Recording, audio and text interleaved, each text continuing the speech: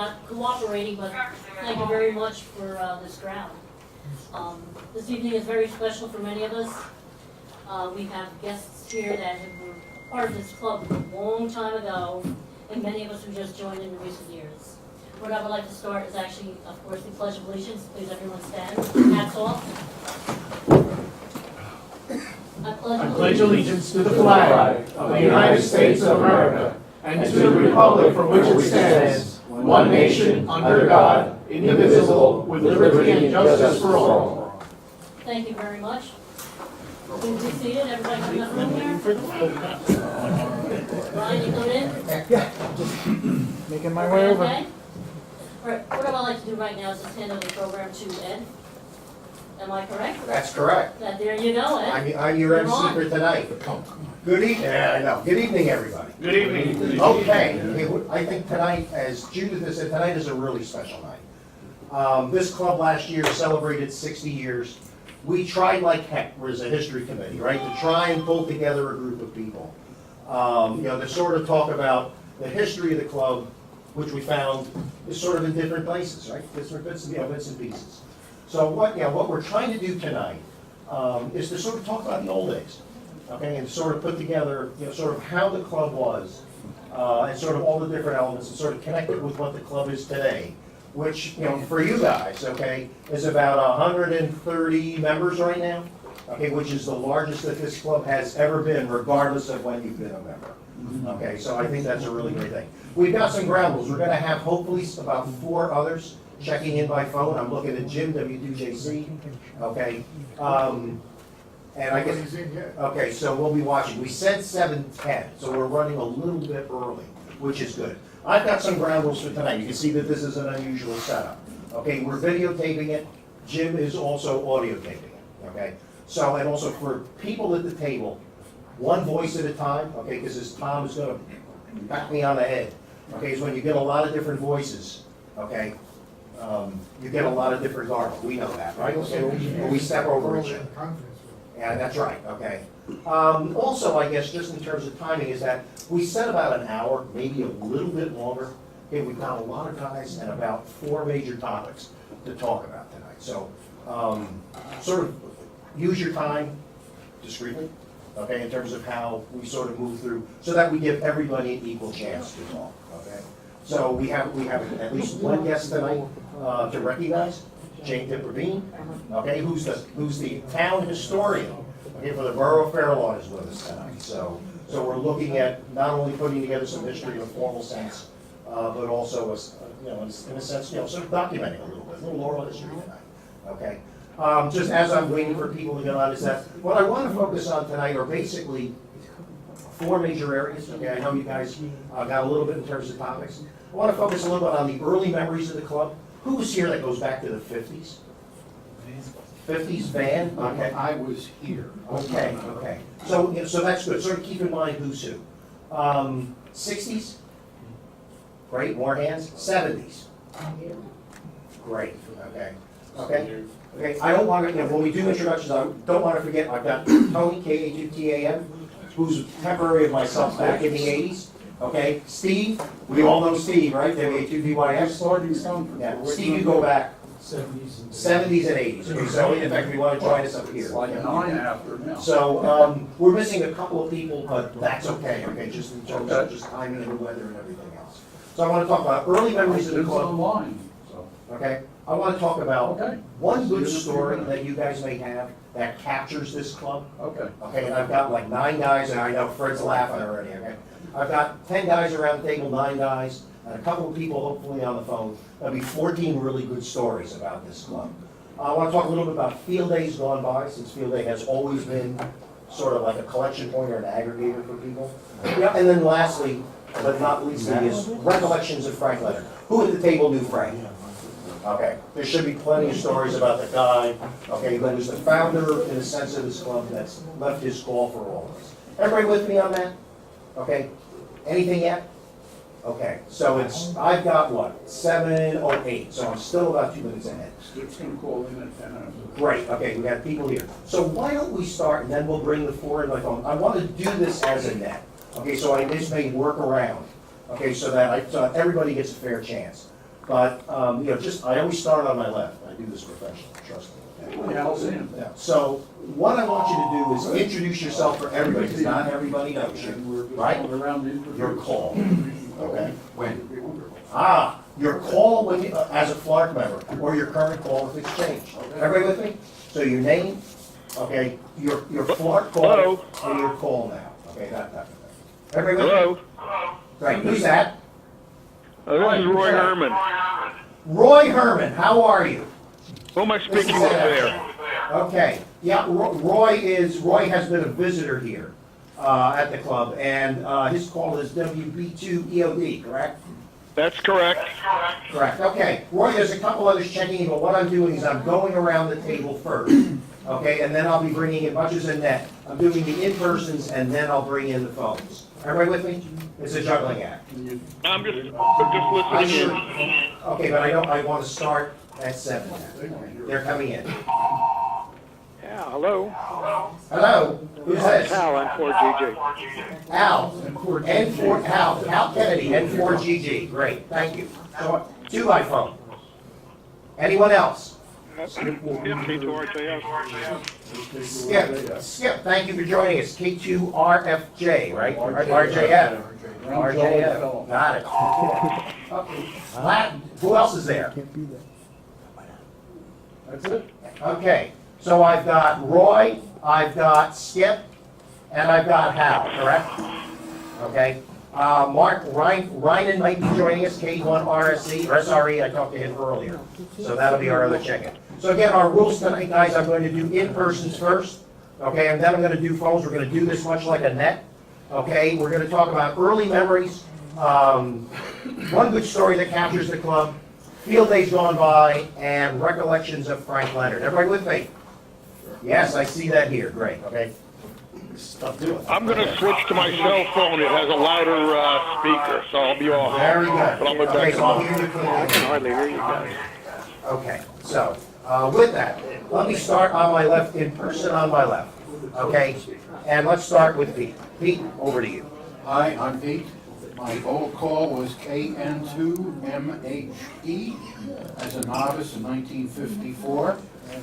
I became K2MHP, and now I am W2HP. My first recollection of the Fair Lawn Radio Club was with my best man at my wedding. It was Bill Dunkerley, W-A-2-I-N-D. He brought me to the River Road Community Center. Actually, they had the first meeting at the firehouse, the old firehouse, which is no longer standing, which is where the bagel shop is now. And I remember this club as being very, very active. And I now live 2 blocks from them. And I've been a member of Fair Lawn, since about the mid-70s. And Fair Lawn was helped sponsor the volunteer exam program, which I started and ran through Barra and the Fair Lawn Radio Club, and we had all of our exam sessions over at the Cultural Center on River Road. Okay, Thank you. thank you. Okay, Gene, over to you. We're gonna have to pass the mic around, okay, as we go. Oh, So okay. Gene, W02W. Well, originally in 1962, I got my novice as WN2HID. I then became a technician in April of '63 and became WB2HID. I held that call till 2000, when the government was nice enough to grant me a general license, when they reduced the code from 13 to 5 words a minute.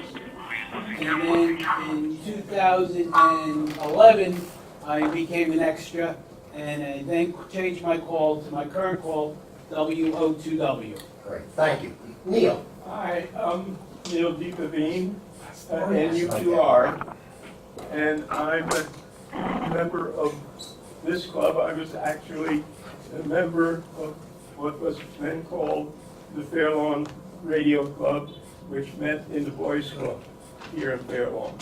That was in the 40s.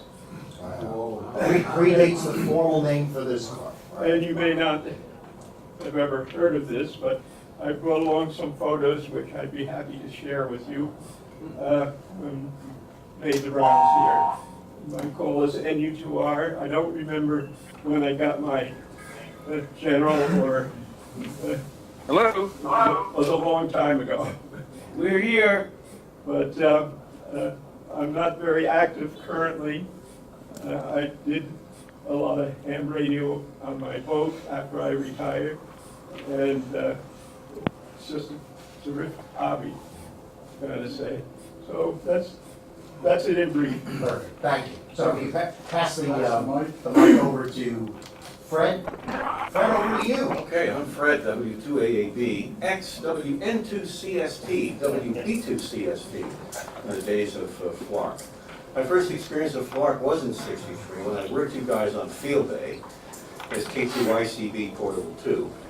You guys were operating up at Glassbird's Fruit Farm in Baltimore. That's another story, we'll get the field day around. That's where you were. I didn't go into the club yet. A few months after that I joined. I was a member in '63 through '65, and I was, let's see, secretary in '64, president in '65. After that, it was college. I dropped out of the club. I was in Barra for a year or so, and then other clubs, but I dropped out of the club after that. So that's in a nutshell. I'm still living in Fair Lawn. That's great. Thank you, Fred. Fred has been very, very helpful in this. Hi, everybody. My name is Barry. My call in '62, I think, was WN2GHL. Frank gave me the code test for that. He had some fizz for it. And now I'm WV2X. I took my extra at the Fair Lawn Radio Club when they were down by the old library. I was like, wow, I'm going back. But the club was great. Frank was great, and Carl was good too. I remember that field day I logged for Hal Kennedy on 2 meters. He used a Goonie bird for 2 meters. I remember that well. I remember that. Same field day. Same remember field that, day for 2 years. Zach Halo. Yeah. Okay, so thanks much. Okay, Bob Kelly. Hi, I'm Bob Killey, WA2WYW. We are 2 wicked young women. Oh, yeah. Phonetics from many years ago. Anyway, I was a novice. Frank Leonard gave me my code test. I did my general over in the deep in the bowels of New York City. People remember that place. My first recollection of the club was probably 6 months after I got involved with Citizen Band Radio. And I even remember my call letters in CB. It was 3388 was the last thing. In case, I don't know. Anyway. KB, anyway, I don't know. That's all right. Frank Leonard was a very good friend of mine. I remember him for many, many years. I remember his train set in the basement. I remember the phenomenal things that he made for attaching tri-band beams to 20-foot extension ladders, and the bases that he did for keys. Always made it out of solid steel. You had to paint it, otherwise it would rust. Yeah, 1/4 inch thick. Anyway, I came back to the club a little while ago because I was moving, and I found a couple of boxes of old radio equipment, and I cannot believe the change in the hobby. It's truly remarkable. It's nothing like I remember. Okay, passing it on. Thank you. Van, over to you, W2DLT. Well, good evening, everybody. This is Van, W2DLT. I go back even further, maybe not than Neil, but when I first joined the club, well, first I joined Civil Defense with Colonel Carl Koenig, and we met in a little house down on George Street. And from that, I got my novice license, and we met in the building at the end of Memorial Park Drive, which is now the center where they keep all the Parks Department. And there were guys there. Johnny Grubb was one I remember. Vince Genzardi, Jack K2HHS, Al Starr and his wife Rosie. Pete Petruska was from WPAT. Anyway, I got my license, WN2DLT, about the same time, or actually Skip was a little ahead of me, one of the guys on the phone, K2RKF. And I kind of checked out of the club around '62 when I got married and moved out of the area for 35 years, I guess. And so I missed this whole 60 and 70 part of the history, which I'm anxious to hear about. That's it for now. Thank you. So, Tony, K-A-2-T-A-N. Anything to add here? Just a little bit about you and what you joined the club. Well, I came in the club in '83. I walked off the street. I built the radio, Hot Water 8, and I didn't know that you needed a license to operate it. So I had to come in there and start learning Morse code and get ready for the test there. I met Frank Leonard in the club here, and he grabbed me, pulled me into the Morse code class he was giving, and he started working with me. And the class finished before I finished, so he took me home to his house there, and in his basement we would work on the code and everything. And finally he passed me being a novice, and I got my license that way. Then my daughter was 7 years old. She came down to Frank's house too, and she was working with Frank, and he got her license there at 7 years old. Out of the basement there and everything. But Frank and Katie I knew quite a while there, and they were good people and everything. When he passed on, I got a lot of his equipment, his keys and things like that from his Katie, his wife there. So that's the story. And we'll come back to Frank, obviously, just as a separate time. Okay. Thank you. Steve. You guys have disappeared. My name is Steve Rolla. Can you hear me? Yeah, I can hear that. In the fall of 1969, my father saw an ad in the Fair Lawn Shopper for the Fair Lawn Amateur Radio Club, starting up both classes. And knowing that I was interested in electricity, electronics, radio, he said, hey, I'll take you up to the Fair Lawn Amateur Radio Club, maybe you could learn something. After the nickel tour of the old library theater on River Road, I was dragged into the coat room where Frank Leonard had a table and half a dozen other high school kids, and he gave me a pencil and a pad of yellow paper and started teaching me the Morse code. And it's been a long hobby ever since. Our field day captain this year, so it's great. Thank you. Let me switch to the guys on the phone. So I've got, let's do Hal, Skip, Roy, and then I'll pick up anyone else that I may have missed. So Hal, what we're doing is just going around the table, a little bit about you, your call when you were a FLARC member, your current call and the iterations in between, and your earliest recollection of the club. Yeah. Over to you. Yeah, sure, thanks.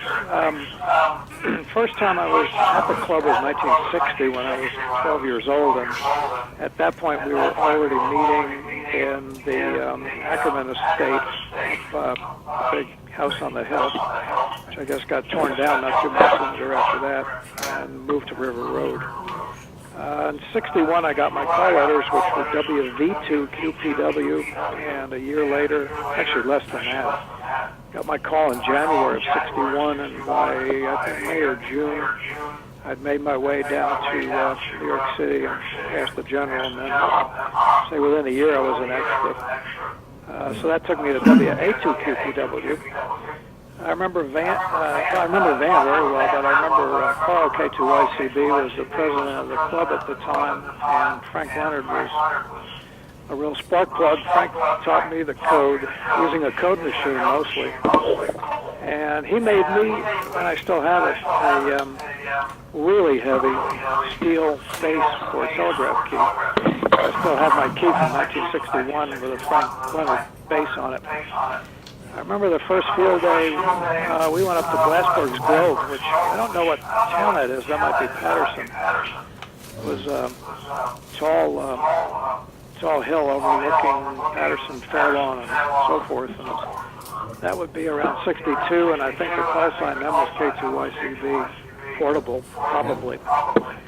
I remember Frank building something for Carl. It was Carl had, I think, a G76 in his car, and Frank built a very elaborate, made out of steel like it always was, sort of a prop-up thing that would allow the G76 to be bolted to the floor. That was a long time ago. I worked W2 NPT and field day this year. So, the tradition continues. I left Fair Lawn, I think, in 1968 or 1969, and have not been back other than to, visit people and drive through. The next call was WH4BTC, which was Orlando, Florida. And then in 77, when the Vanity Call Sign program started, I grabbed N4GG, and I've had it ever since. That's the only one who's ever had the call. So that's it from me. Thank you, Hal. Very good. So, Skip, over to you. This is K2RFJ. Skip to you. RJF, sorry. The round jolly fellow, or Romeo That's it. Foxtrot. By the end of the night, I'll have it. Sorry. Anyhow, I got my novels in 1956, and a year later, after my mother drove me a couple of times to the FCC building in New York, up the General, and don't have much recollection of the video club for some reason. I was into civil defense heavily, and all the same guys at the video club, and I was involved with Hank Johnson, up in the knows him, but in 2AXC, he was sort of my owner. I went to his shack, and he had this code machine and with a tape, and I sat down there for every week and got my code up feed, and I sat there at the table looking at his MT183D receiver and seeing how big it was compared to my little AR2 kit. I was impressed with it. Anyhow,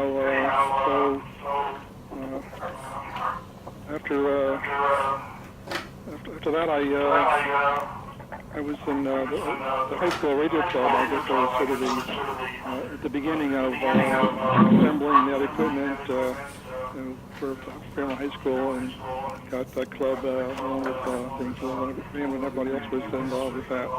So that was my reference to that. And Hank Johnson also was did all the police radios back then, installations, and my dad was in the volunteer ambulance corps, and so he got me involved with helping Hank install the all the radios in the police cars, and I also worked with Carl Ben Riper when he helped. He worked on the electrical wiring of the ambulance corps, the original ambulance corps building, and I was helping him wiring wires and stuff. So I was involved with the with those people, and then went to after college. I was in the Air Force, so I moved out of the area, California, for a time. And then came back to this area. I live in East Wind, in Mercerville, near Trenton, Princeton, and I worked for RCA. And during the strike in Chicago with the NBC, when technicians were on strike, I had my first-class commercial license when I was working with Peep and Strusk in the CD. I thought that I could, somehow get a job with WPAT or something, so I got my first-class commercial. So back then, when I was working at RCA Space Systems, they needed people to scab the transmitter at Chicago. So while I was out there, I had some time to spare, so I went down and got my advanced license in downtown Chicago.